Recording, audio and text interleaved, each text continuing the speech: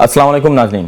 اسلامی فتوحات سیریز کے دوسرے ایپیسوڈ میں آپ سبھی کا خیر مقدم کرتا ہوں، اور ہمارے بیچ ہمارے خصوصی مہمان ہیں مولانا شیخ ولید عمری صاحب۔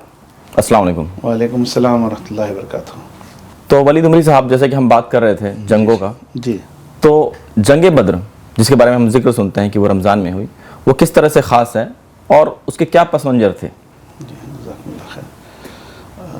جیسا کہ آپ نے کہا کہ غزوہ بدر جو کہ اسلامی پہلی فتح ہے الحمدللہ، کہ غزوہ فتح کے بارے میں جو خاص اس وجہ سے ہے کہ یہ پہلی اسلامی جنگ ہے اور اللہ کے نبی صلی اللہ علیہ وسلم نے اس میں قیادت کی اور اس میں اللہ نے مسلمانوں کو فتح نصیب فرمائی۔ اس کا پس منظر ایک پس منظر تھوڑا طویل پس منظر، دور کا پس منظر بھی ہے اور فی الفور پس منظر بھی ہے۔ دور پس منظر یہ ہے اس کا کہ مسلمان مکے کی زندگی میں جب اللہ کے نبی صلی اللہ علیہ وسلم نے پوری طرح سے کوشش کی، دعوت و تبلیغ کا کام کیا اور وہاں سے کچھ فروٹفل نتائج نہیں ملے، تو وہاں سے پھر طائف کے لیے آپ نے رخ کیا، پھر طائف سے آپ واپس لوٹے، پھر آپ نے دیکھا کہ حالات یہاں پر کیا ہے سازگار نہیں ہے، تو وہاں سے پھر اس وقت یثرب، جسے مدینہ منورہ اس وقت یثرب کہا جاتا تھا، تو وہاں سے کچھ لوگ مکہ آئے اور اللہ کے نبی صلی اللہ علیہ وسلم سے انہوں نے ملاقاتیں کی، جسے ہم ہسٹری میں تاریخ سیرت میں عقبہ اولیٰ عقبہ ثانیہ کے نام سے ہم جانتے ہیں، اور انہوں نے اسلام قبول کیا اور اللہ کے نبی صلی اللہ علیہ وسلم پر انہوں نے بیعت کی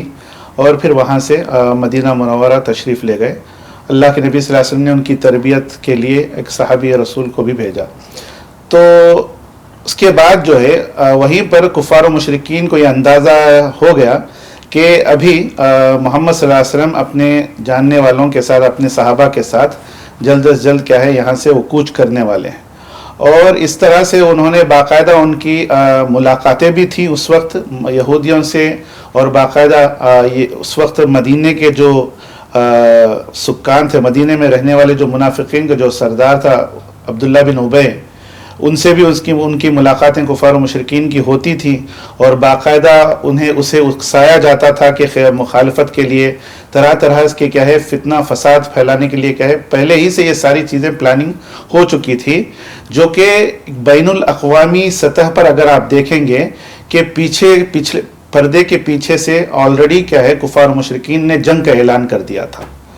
کیونکہ اس وقت حق یعنی پورا حق حاصل تھا کہ آپ جائز طریقے سے اپنی حکومت کو، اپنی ریاست ایک مسلمانوں کی ایک جائز حکومت قائم کی جا سکتی تھی بنا جنگ کے ساتھ، لیکن اس وقت کیا ہے یہ سارے سازشیں پروپیگنڈے جو چل رہے تھے، تو یہ تو رہی دور کے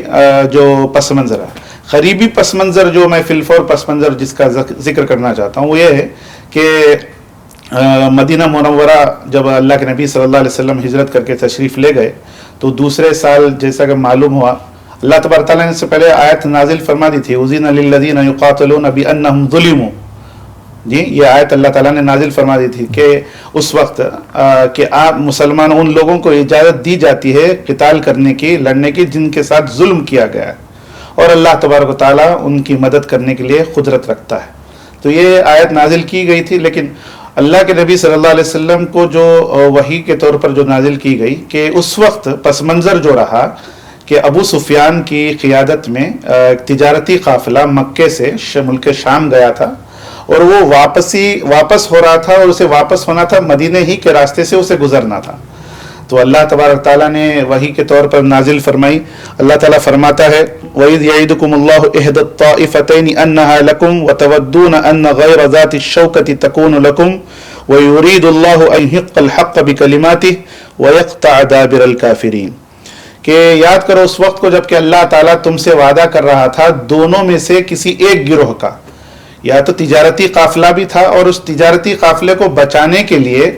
جب ابو سفیان کو پتہ چلا کہ مسلمان اکٹھا ہو رہے ہیں تجارتی قافلے کو روکنے کے لیے، تو اس نے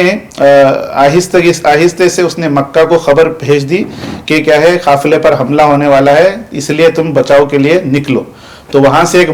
بڑی جماعت 1000 کی لشکر کیا ہے نکلی۔ تو اس وقت اللہ تبارک تعالیٰ نے یہ آیت کے ذریعے سے مسلمانوں کو بتایا کہ دونوں فریق تمہارے ابھی سامنے ہو رہے ہیں، ایک تجارتی قافلہ ہے اور ایک کیا ہے لشکر ہے جو تم سے لڑنے کے لیے آ رہا ہے۔ حالانکہ مسلمان نکلے تھے تجارتی قافلے کے لیے، لیکن جب یہ بات یہ آیت نازل ہوئی تو اللہ کے نبی صلی اللہ علیہ وسلم نے صحابہ کرام سے مشورہ کیا، اور پھر مشورے کے بعد یہ طے ہوا کہ کیا ہے لشکر کو کیا ہے وہ ڈیفینڈ کریں گے، لشکر سے جا کر کے کیا ہے وہ سامنا کریں گے اور ان سے کیا ہے ان سے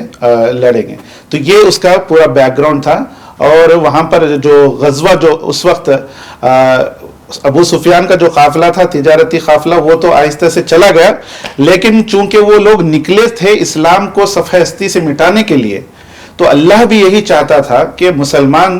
احدت طائفتین میں جو تجارتی لشکر ہے اسے نہ لیتے ہوئے کفار و مشرکین کے لشکر سے بھڑے، ان سے مقابلہ کرے، تاکہ ان کی کیا ہے ان کی جڑ کے ہے کاٹ کر کے رکھ دی جائے۔ تو یہ سبب بنی، اور بدر کے میدان میں کیا ہے 313 مسلمان نہتے، یعنی ساز و سامان کچھ زیادہ موجود نہیں تھے مسلمانوں کے پاس، 313 کی بس قلیل جماعت تھی، اور اس سے 3 گنا زیادہ جو جماعت تھی کفار کی تھی، 1000 کی جماعت تھی۔ لیکن اللہ تبارک و تعالی نے وہاں پر مسلمانوں کو وعدہ کیا تھا، اللہ تبارک و تعالی نے فرشتوں کا نزول فرمایا تھا، 1000 فرشتوں کے ذریعے سے اللہ تعالیٰ نے مسلمانوں کی تائید کی تھی، مدد کی تھی، جس کی وجہ سے اللہ تبارک تعالیٰ نے مسلمانوں کو کامیابی اور فتح دلائی اس جنگ کے اندر۔ جی